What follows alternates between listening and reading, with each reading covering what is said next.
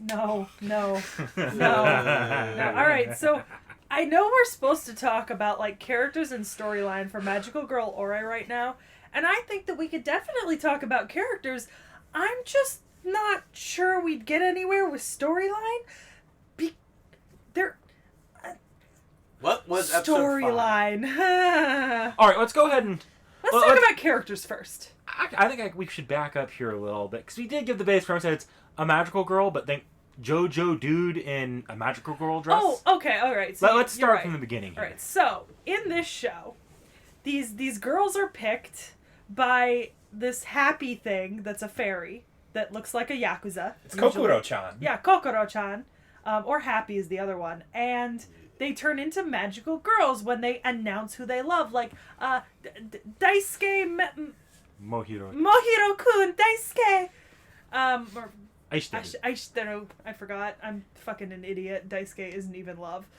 It's also horrendously mispronounced. I know. But they turn into magical girls, but when I say magical girls, I mean JoJo in corset dresses. Because as the show puts it, that is the optimal form for beating the shit out of people. Yes. Also, fun fact, proportionally their boob size then equals their dick size. Yeah. Which is an interesting commentary. Yeah. Is a little disturbing, but okay. So they become these like big buff men in like fairy outfits. Except they don't have magical powers. They just have to violently and graphically beat the ever-loving shit. 3 out of 4 of them just punch the enemies to death. Yes. Yeah, literally just... And there's blood and pixelated screen One of them bits. Beats the enemies to death with a magical girl wand stick. that fills up with blood as she beats people to death. Yes. And they have to beat up these, like, demons... But they're basically Care Bear heads on pastel-colored, incredibly buff or fat male bodies with no genitalia. Yeah. Fat? Yeah, a couple of them are like look like sumo wrestlers. Some of them have like that round. Some of them have tanks strapped to their back. Oh no! Here's the best description of it. Some of them have those Iron Man challenge bodies. Yeah. Like the dudes who do like the Iron Man lifting and stuff, who aren't like 6-pack buff, but they're definitely like. And at least one of them was a hentai tentacle monster. Yes. No, there were a couple of them. Several of them were hentai tentacle monsters, and all of these monsters are trying to kidnap Mohiro-kun. Who is the main character's reason for transforming into a magical girl. Also, the different reasons for the 4 of them turning into magical girls are absolutely hilarious because half of them are lesbian. Yeah. And one of them, Mohiro-kun likes her when she's in her male form, so like... Yaoi and Yuri, 10 out of 10. Yeah. Wait, half? This is like an interesting love dodecagon here. Oh. Yeah. Yeah. And then... And so they spend the series trying to, like, save Mohiro-kun, and there's a couple characters, like the manager and Mohiro-kun's bandmate, because he's also an idol. All of them are idols. All 6 of them are idols. But Mohiro-kun's bandmate is sus. And, sus. Yeah, and the manager is not sus. Until that switches. Yeah. Because it turns out Mohiro-kun's bandmate, I forget was his the name. Fairy King. He's the Fairy King. And the manager was a demon who worked with the buff Care Bears. And it turns out that he wanted to, like, not do the demon work, but then he got told he had to. So he... Well, he found out there were magical girls and fled to that timeline and dimension and found out the magical girls were middle-aged men. Yeah, and so he, like, orchestrated this whole thing because he, like, liked the 2 idol girls that became magical girls, and he wanted...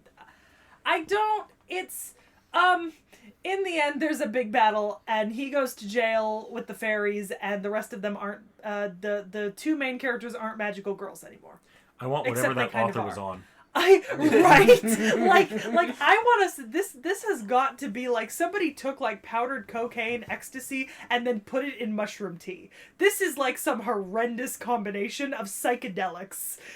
This, like, I genuinely can't explain this better.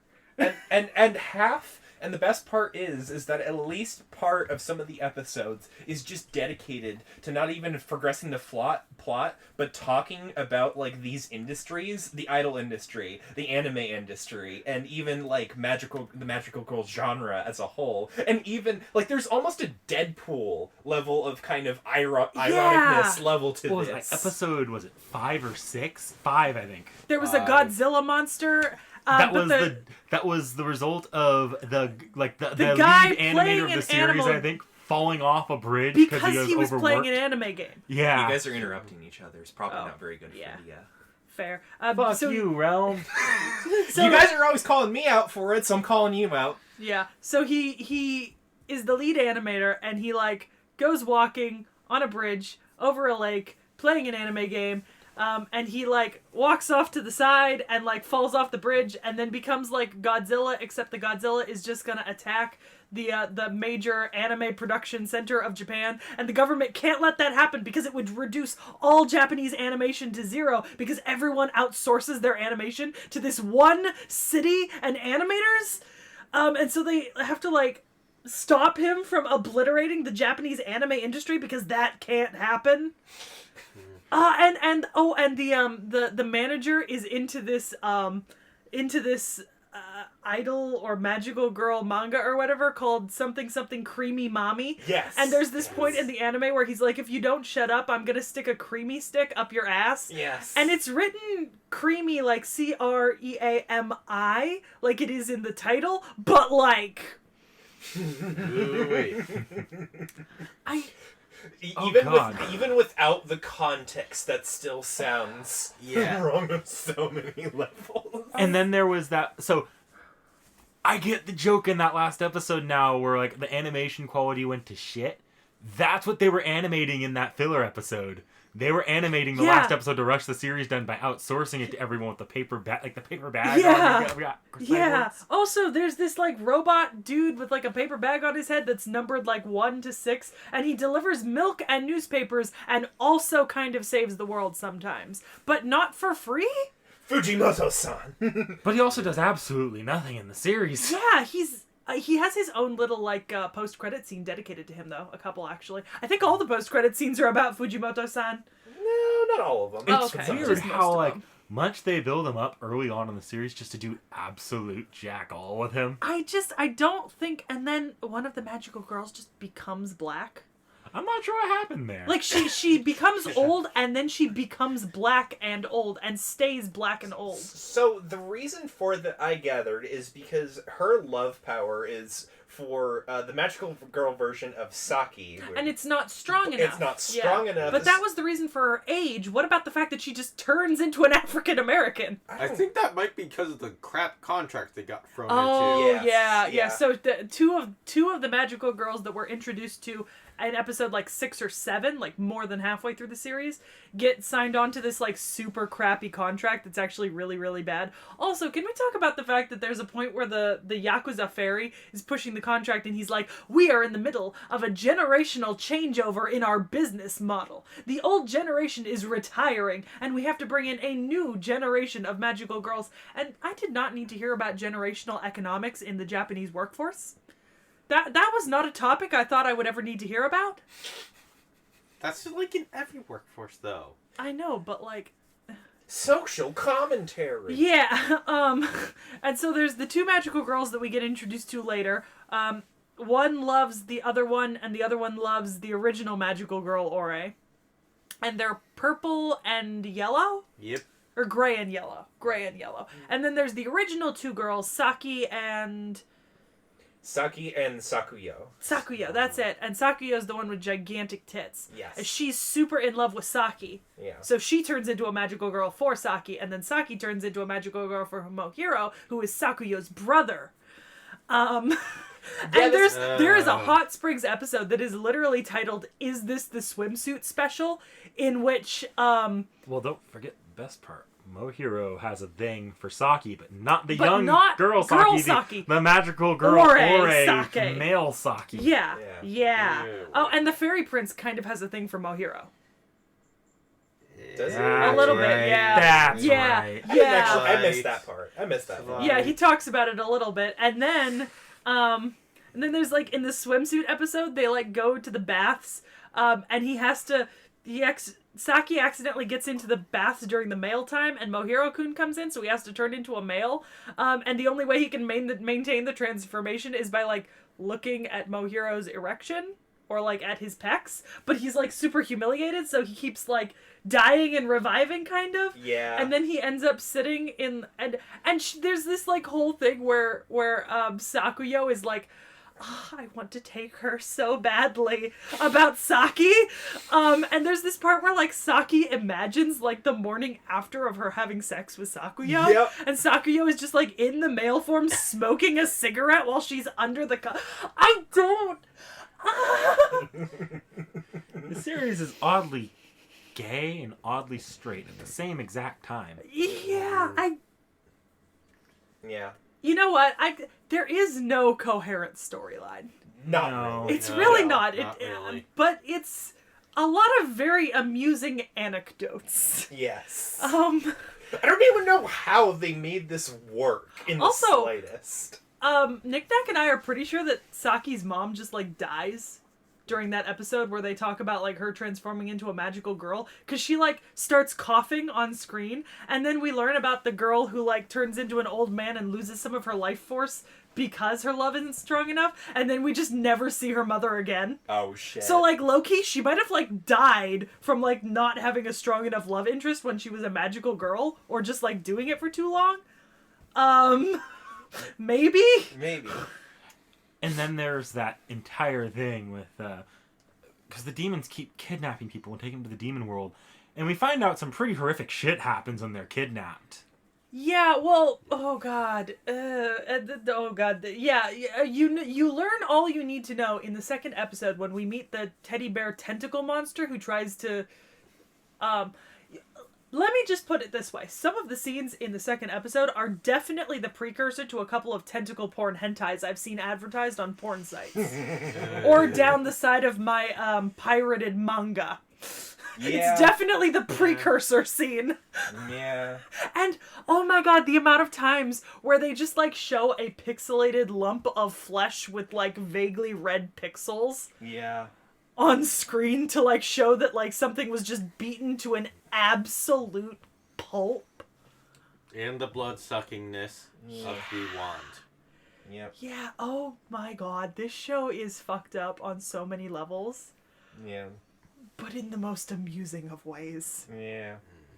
Yeah. By the way, did anyone else catch that implication that Saki's father is actually, the Back- Like the cyborg? yeah. I just, there's so many, it doesn't make sense. None of this show makes sense. At all. Literally nothing. Wait, are we doing Waifu Wars? Oh yeah, we have to do that too. Waifu Wars! Waifu Wars! Waifu Wars! Realm! So I'm a bit conflicted on this one, personally. Because, well, I honestly appreciate Sakuyo and her just undying love for Saki. I mean, Yeah. 10 out of 10. Yeah. But, I mean, I don't know, man. Those demons over there, like, have you seen Dad bod demon? not just the dad bod demon, but damn boy, he thick. So you're going with the demons? I think I'm gonna have to go with the demons. That's my waifu right there. So, hot teddy bears for Realm. Nick Nack. The manager, Konami Yamo, I believe. Okay. I mean, come on, you can't not fall for him after his singing voice in the karaoke episode. Yeah. Warren? Main mascot Yakuza guy. Oh, Kokoro-chan. And also, a joke one, the Ara Ara from, like, the Nason. Ara There you go. Ara. Ah. Oh god. I think we could all agree mine was the best. Because I have female vocal cords. I think for me, I'm gonna say... I'm gonna say, fucking Sakuyo. Yeah. Because honestly, what an entrance as a magical girl. What an entrance. Also, low-key, the, like, kind of hidden rape vibes throughout the whole series, where she like really, really, really wants Saki, and Saki's just like, oh my god, my innocence, but also you're my best friend, I love you. Yeah. 10 out of 10. Yeah. The pictures, the handmade Oh my god, dolls. the pictures. That Yeah. part, you mean that part in the episode where she's like, I need more power. She just throws a bunch of stalker photos she's taking of Thousands, Saki. guys, thousands, enough to make like a 3-foot tall barrier in front of her. I genuinely don't know what else I could say about this show, though. It's so, it's not coherent enough to talk about like an overall plot or plot line. And there's so many elements that are just like obviously they had an onsen / swimsuit episode, you know? They had a Godzilla episode. They had a not about the main characters episode. They had a big boss fight episode. They had a... I don't know. Apparently, from what I understand, a good amount of stuff in this series is anime only. I'm not Which- surprised. Which makes sense with how short the actual manga series is. Yeah, I'm genuinely not surprised. Oh god. Ooh, I got it. Warning. If you get truck-cooned and you end up in this world, Run. run! Just Run! run. Yeah, this world has a high body count. Yeah, no kidding. Also, was this the one where at the beginning of the first episode she's like dreaming and she thinks she's like an actual magical Yeah. girl? Okay, Yes. so there's like this Yes. whole thing where she's doing like the actual magical girl thing as an actual magical girl, like in her dreams for like the first minute and a half, 2 minutes of the show. That is not the overall show. If you start watching this and you think it's a shitty magical girl show, it is not. It is. I mean, it is a absolute- shitty magical girl show, but... It's not even a magical girl. This is just girls becoming buff men who commit violence. Yes. There's Yes. nothing magical about this. There's nothing magical. There's It's nothing. closer to JoJo than it is a Oh my magical god, girl, so... this is Yeah. so similar to JoJo. And Omewa mo Shinderu. Oh, Fist of the North Star. Yeah. Jinx. Just a lot of gratuitous violence. Yeah, there is an absolutely insane amount of gratuitous violence, and it's very I love gratuitous that. because you get to see the pixelated lumps of flesh. I love that for both the magical girls and when they have an audience to their fights. Whenever anyone sees it for the first time, they're always just fucking horrified at what happened there. But then they just Yeah. become diehard converts and fans. Yeah. It's really something. I'd personally like to see like a show with a premise like this where instead I know like we've already covered like Fist of the North Star and stuff like that and JoJo obviously, but I'd just kind of like to see like a show like this where it's just there's no magic, you just fucking clobber people. That's all you Right. need to There do. is Just like solid one. violence. Just large, muscly people beating the utter shit I just need out of other people. I just Yeah, need a I gotta show check to this. satisfy my craving of ultra violence. Well, I see Vorn looking it up, so before Vorn blurts it out, why don't we go ahead and end this here and move on to our last segment where we can do some recommendations. Yeah. It's like some freaking Like, comment, boxing subscribe. man. We'll see you in a few days. Yeah.